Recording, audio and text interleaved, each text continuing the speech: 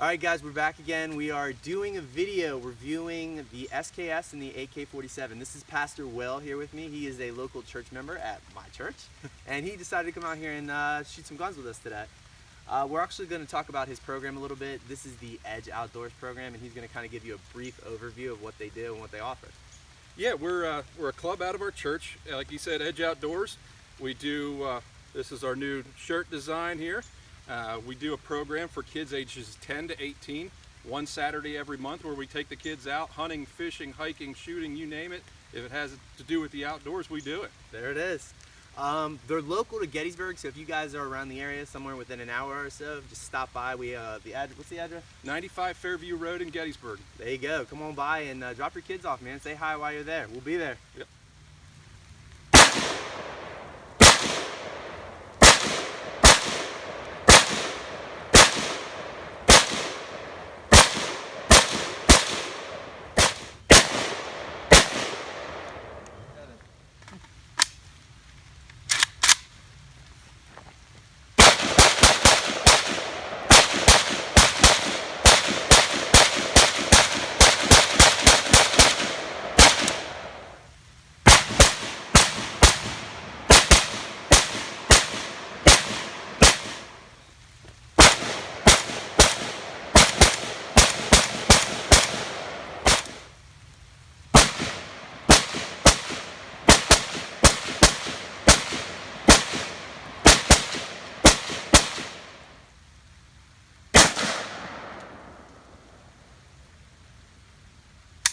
Ah, bummer.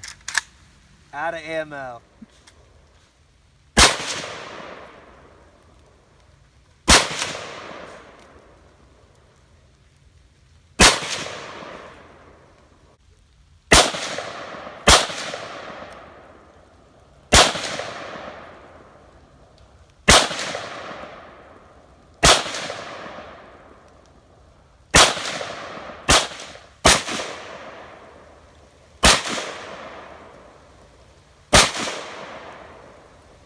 And the journey continues. All right, so we finished up some shooting here. Pastor Will, you want to give us a brief thought on both guns, see what you thought? Yeah, just my thoughts is this gun to me is a little more solid, so it shot a little nicer, you know, a little bit smoother action to it. The one thing I didn't like was the magazine, how you needed two hands all the time to take it out, and just the function of that just was a downplay on that. As far as the AK, to me, it shoots nice, but it felt a little sloppy to me. Got some background noise there, but it felt a little sloppy just in the action of it. And then when you're shooting it, the recoil always wanted to knock your earmuffs off. I guess if you're in a tactical situation, life or death, you're not going to have earphones anyhow. But I did like the magazine on this one better. It's a lot, the functionality of it's a lot nicer. So all in all, I guess they kind of compared. Pretty close. Did like the shooting of this a little bit better than that. Other than that, So going into battle, which one are you taking with you? For probably the AK, just because if I need to switch magazines and go, I don't want to have to think about it. I like it. All right, fellas, we're back doing our tabletop. Drinking a cup of coffee. Old McDonald's McCafe. It's meh. We're going to talk about these two rifles in detail and kind of give you the pros and cons list as to why we like both of them and why you could, opt for either one of them. Both of these are, tried and tested, and they're really, stand firm in the history books as far as reliability and overall performance. So we're going to dive right in on that. Now, one really cool factor when talking about these two rifles is ammo compatibility. So whenever you're looking at either of these two Soviet-era rifles, if you're deciding on whether or not you want to pick one, they both shoot the same bullet. So you can, feel confident that if you were to get both of these, that you wouldn't have to stockpile different ammunitions. You could just go out and buy one large bulk order and know that they're going to work in both of these guns. So that's definitely a plus. To give you kind of a frame of reference here, this is your standard .223 round. So that's just like your normal sized military grade ammunition right there. That's what that is. And obviously this is a steel case Russian stuff, but this is the general, overview of how this ammo looks. Now when you compare it to the stuff these two rifles shoot, that is the 7.62 by 39. and that is a much larger round, as you can clearly see there. But this one, I really like that, because for the felt recoil and shooting both of these rifles, I think it's pretty comparable to the 5.56 223. A lot of people, you know, will have difference of opinions on that. When I'm shooting both of these rifles, I really don't notice a difference, honestly. I think they're very similar, and that's just a cool factor considering how much larger this bullet is. Now, when you're making your decision on whether or not to purchase these, you have to kind of dive in on the general idea that the AR-15 platform is going to be included in that conversation. First-time rifle buyers, best combat weapon, blah, blah, blah, blah. There's so many different conversations you can have about it. We're specifically talking about these two different rifles because the 5.56 is a great round, and it really is awesome coming out of an AR-15 or any kind of M4 platform. They're great overall. But with these two rifles, these are moderately priced, and generally speaking, they're substantially cheaper than your typical M4 platform. Now we're going to jump right in on this. We don't want to, take up too much of your time talking about this stuff. So we're going to give you the overall pros and cons list for both weapons, talking about the SKS first. So this one was one that I purchased in Maryland a few years ago, probably 3 years ago, and I have had this ever since. Really loved it, really cared for it. And that's going to lead us into the pros and cons list. Number one, price. So I picked this up probably 3 years ago for $350 in Maryland. I have seen these recently at my local shop, the Gettysburg Trading Post. They have one listed used, and that is this model, which is the Norinco SKS, which is generally considered to be one of the better models of SKS. But they have one for $300. Now you can run these up to around the $450 range in price, and that's just due to the customization features. You can get a synthetic stock with those, and detachable magazines, and all kinds of other good stuff, and that could run you up into the $450 price range for that stuff. But either way, that's a really cost effective. All right, so number two, reliability. This thing is reliable. I mean, I have really loved this. I have fired it so many times, probably 3,000 to 4,000 rounds through it, and it has not, and I stress this, has not jammed, misfired, any kind of malfunction whatsoever in the whole time that I've had it. Really a great rifle. This magazine is not meant to be in this frame. It's supposed to be in one of the Tapco intrafuse magazine wells for the stock, and it still works flawlessly. Even though it's not designed to be in this wood stock, it still has always functioned flawlessly, and I have never had an issue with it. So the reliability is there. It really is, guys. This is a tested and true rifle, and I'm not sure why it hasn't been used in more military conflicts, but this is really a great, reliable rifle. Third one is pretty simple. Ammo availability and pricing. That's number three. With these weapons, the ammo is dirt cheap. I mean, Soviet era stuff, and if you were to buy Wolf or Tula or any of that Russian stuff, you can get these for like $5 a box. And if you buy it in bulk, it's even cheaper. I think when I bought this 3 years ago, I got like 1,000 rounds for like $140 or $130, something like that. I don't remember the exact price, but it was dirt cheap. I mean, you can go out and shoot this thing a ton and save the bank by not spending a ton of money on the ammunition. And it's widely available. You can go pick this stuff up at Walmart for $5.50 a box, so that's definitely a plus. All right, so number four, user-friendly design. It's not aggressive, which is something I really love, we'll dive into that on the AK a little bit later. But this thing really has a lot of rounded edges, and everything is kind of contoured to the shooter. And I really like that, because when you're, racking it, there's nothing here to kind of catch your hand on or hurt you in any kind of way, shape, or form. Everything on here is very, rounded out and not aggressive. So that's definitely a plus, is that this thing is user-friendly. I love that.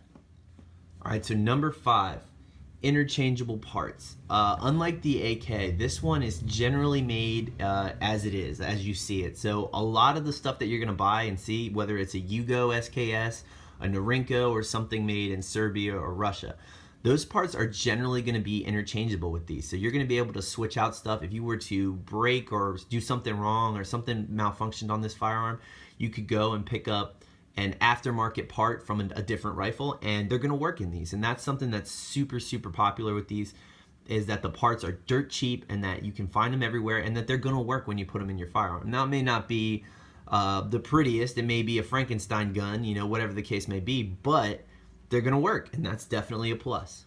Okay, number six, last round hold open. That's huge for me. I love that. Now, some guys may not mind, you know, that comparison with the AK versus the SKS.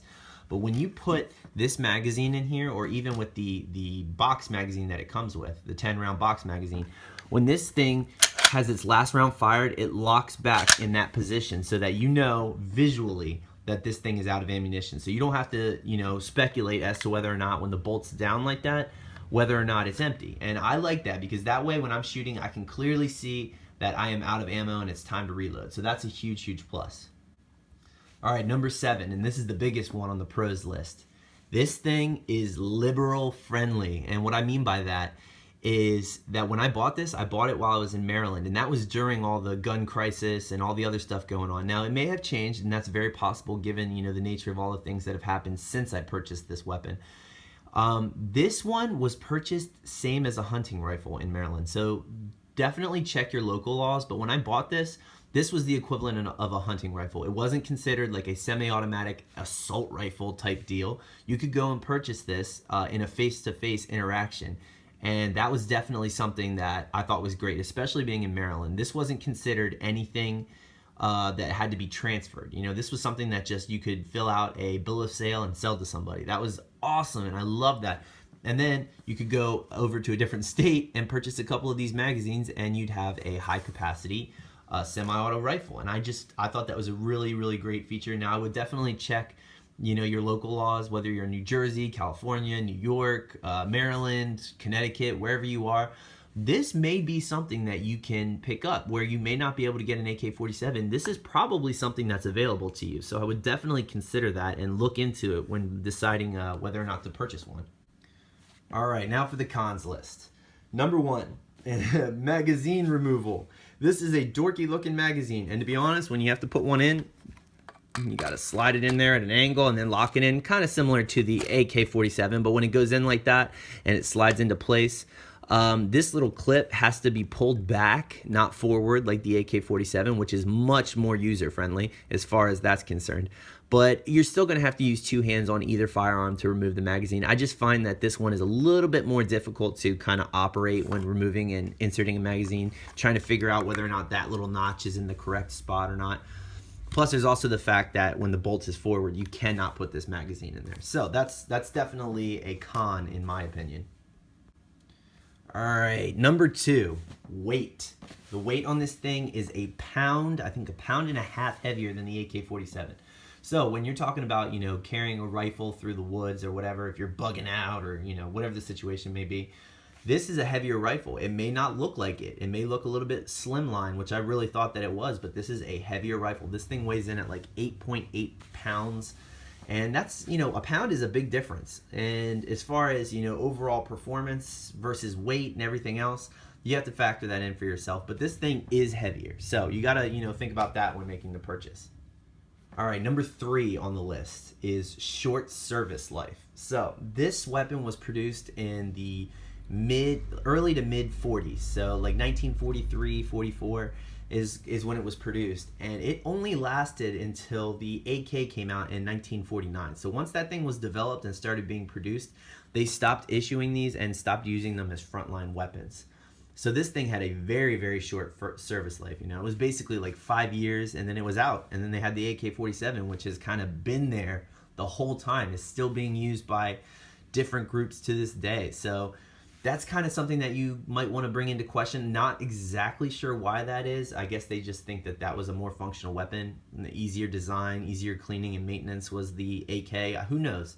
But this thing did not have a long service life. It's still used in like ceremonial procedures in certain countries and stuff like that. But as far as, you know, a confrontation weapon, that is not what this is anymore. They don't use it like that. Still think it's a great weapon despite that fact. All right, now to get in on the AK-47. So number 1 in the pros category is reliability. Everyone knew that was going to be number 1 because these things are reliable. There is a ton of information you can find out for yourself online. These things are run over with trucks. They're, you know, thrown in mud, left in the sand, whatever the case may be. They function. They are just reliable. They function, and that's just a huge benefit for this thing. And it's a great design. It's still relevant to this day. So that's definitely going to be number 1, is that when you buy an AK-47, you can trust that they are going to function. That's That's a plus. In any rifle, in any configuration as far as firearms are concerned, reliability is a huge ordeal. All right, so number 2, parts availability and the cost. These are so widely used, and there's estimated, I think it's like, I don't even know, I want to say 50 million of these rifles or something like that. They're out floating and flooding around in the market. You're going to be able to get replacement parts, and you're going to be able to get them inexpensive because there's so many of these, and there's just all over the place that you're going to be able to find relatively inexpensive parts if something were to ever malfunction, or if you just wanted to stockpile replacement stuff for when it does malfunction eventually. It's really inexpensive, and you're going to be able to find them everywhere just because of how many of these are in service. So number 3, capacity. When you talk about an AK, you can get these in so many different configurations. I think they even have some that are California compliant at this point. I think they have like 10-round magazine ones that are compliant. I'm not 100% on that, double check. But these are 30-round magazines, and now they even make 40-round magazines, or they have had these plastic 40-round magazines, and they are just great. These things are really inexpensive. And when you're talking about the SKS magazine, this is also inexpensive. Both of these generally run in the $12 to $17 range. So you're going to be able to get a whole bunch of these and not have to worry about spending the bank on getting them. The only problem is that these TAPCO magazines only come with 20 rounds. So you're going to have a max out of 20 rounds. Now they do make steel ones that are older that have 30 to 40 rounds, I believe. But generally speaking, you're talking big money with those. When you're talking AK magazines, almost all of them are made 30 rounds. So you're going to be able to find those inexpensive everywhere. Number 4, customization. Like I said, there's like, I want to say 50 million different AK variations out there on the market. And as far as that's concerned, you're going to be able to go on any, firearms website or, yard sale websites or whatever it is, and you're going to be able to find parts for this. Interchangeability, as far as that's concerned, that's a different conversation. But you're going to be able to get plastic stocks, grips, underfolders, which means that the stock on the back folds underneath and it's just more compact. All kinds of different options there. And with this one specifically, it comes with this grooved piece right here where you can eventually, if you want, mount some form of optic to it. So you can definitely add that, and that's just this model specifically. But there are others out there, and there's so many different choices and options with that. Number 5, we don't even need to really touch on. Ammo availability and cost. We already went over that with the SKS. $5 to $7 a box. Everywhere. Find it at Walmart, find it at your local shop, probably find it at Kmart. Who knows? It's all over the place. So you can get that stuff super, super cheap. Definitely, either way, you're not going to go wrong with that. All right, now into the cons list. Number 1, aggressive design. This is me personally. There are plenty of other rifles out there that are higher end, that cost more money, that have more refined features. I think it's the Century Arms C39 V2. I just saw one of those the other day. Sleek design, really, really well done. But when you're talking about budget or cheaper versions of an AK-47, you're looking at aggressive features here. I mean, like with this thing coming back, you have your finger running across, the opportunity for your finger to run across this sharp, jagged edge. And in a scenario where you're, under some kind of duress, maybe in a firefight of some type, not that you would ever be in one of those, you just have some really aggressive edges here. Even with this safety has very, sharp features to it, which is kind of, see, like there's just so many things that you can hurt yourself on here. And that's just something that you have to, factor in when looking at any AK-47. Even underneath here in the magwell, this looks almost like a stamped on kind of like bended just piece of metal around here to kind of eliminate that magazine wobble, but it's very sharp and aggressive, which you could potentially hurt yourself on. Now, ones like the one I was speaking of, the C39, that is a straight up milled receiver, and in here there's no sharp edges. It's all refined and nice looking. So that's just something you have to factor in when looking at these rifles, is there's a lot of sharp edges. Look at this thing here, which I don't necessarily mind. The lip on that right there, when you have your hand on this thing and you're pulling your knuckle across, it's going to leave a little hot spot if you're not wearing gloves. Now, obviously, you could sand that down or round that edge off, and that's fine. But coming out of the factory like that, there are a lot of points of contact that could eventually become aggressive towards your hand. All right, number 2, knockoffs and the flooded market. With these rifles, like we were talking with the 50 million different models and variations there are out there, there are a lot of clones and a lot of different family members on the family tree of the AK-47. That being said, you have to, factor in that all those parts are not interchangeable. Generally speaking, a lot of them will be, they'll operate in other firearms, but there are some, like if you were to replace the gas tube and whatnot with a different AK variant, it may not fit. There may be a tighter, difference there or here. You never know. And that's the thing. I've seen a lot of videos where guys were trying to interchange parts and it didn't work out.